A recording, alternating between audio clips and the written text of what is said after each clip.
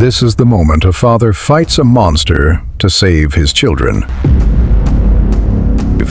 It is intense, and honestly, it is the least interesting thing about this story. Because this dad did not build this town.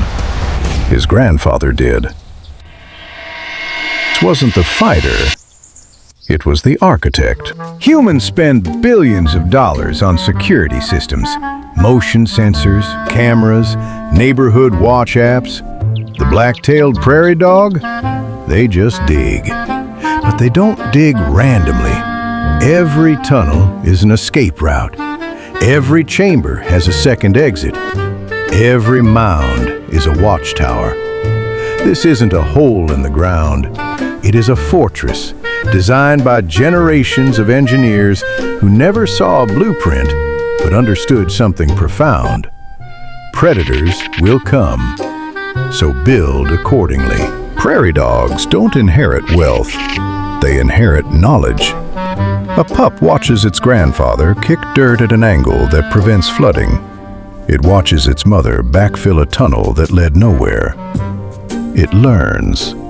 And when it digs its own burrow years later, that knowledge is already in its bones.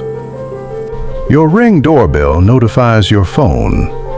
Their burrow system notifies the entire neighborhood, including tenants who do not even pay rent. Every colony has a sentinel.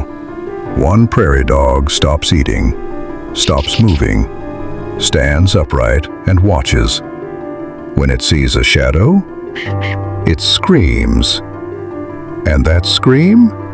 It is not just for family. Long-billed curlew. It does not dig burrows. It does not live underground. But it nests within meters of prairie dog towns. On purpose. Because the curlew cannot afford security cameras. But it can afford to listen. When the prairie dogs scream hawk, the curlew flattens against the grass and disappears.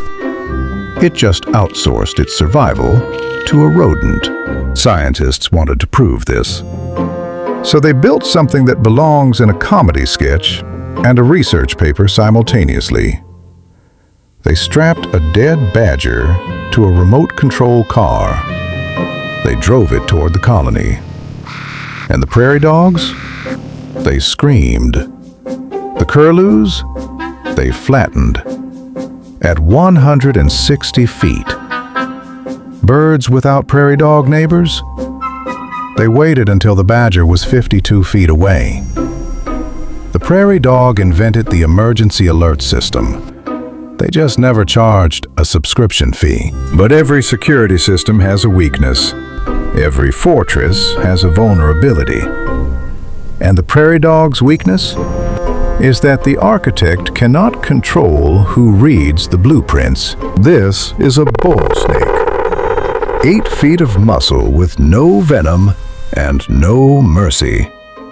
It cannot outrun a prairie dog above ground, so it does not try. It enters the burrow, and the pups? They have nowhere to run. The tunnels designed to escape badgers? The snake fits. The chambers designed for winter warmth? The snake finds them. The intruder is not just hunting. He is exploiting the architecture. This father?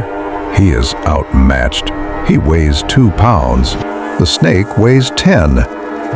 He has no claws designed for combat, no venom, no weapon.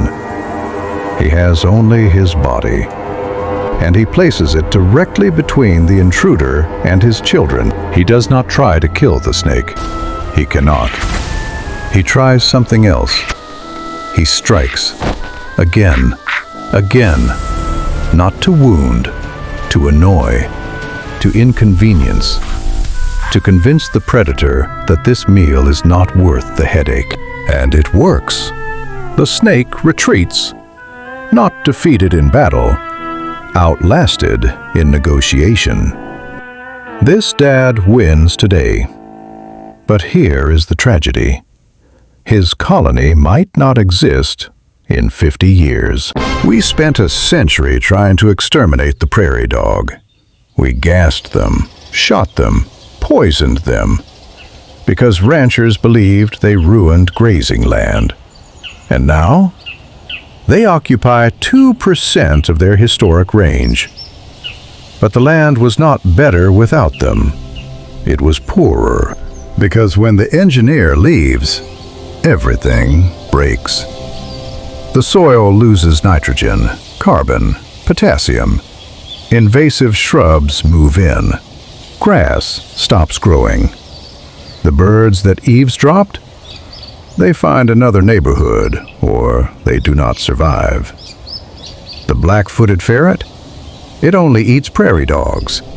No prairie dogs, no ferrets. One rodent, dozens of species. This is what extinction looks like. Not a dramatic death, a silent foreclosure. Thanks for watching. Subscribe for more.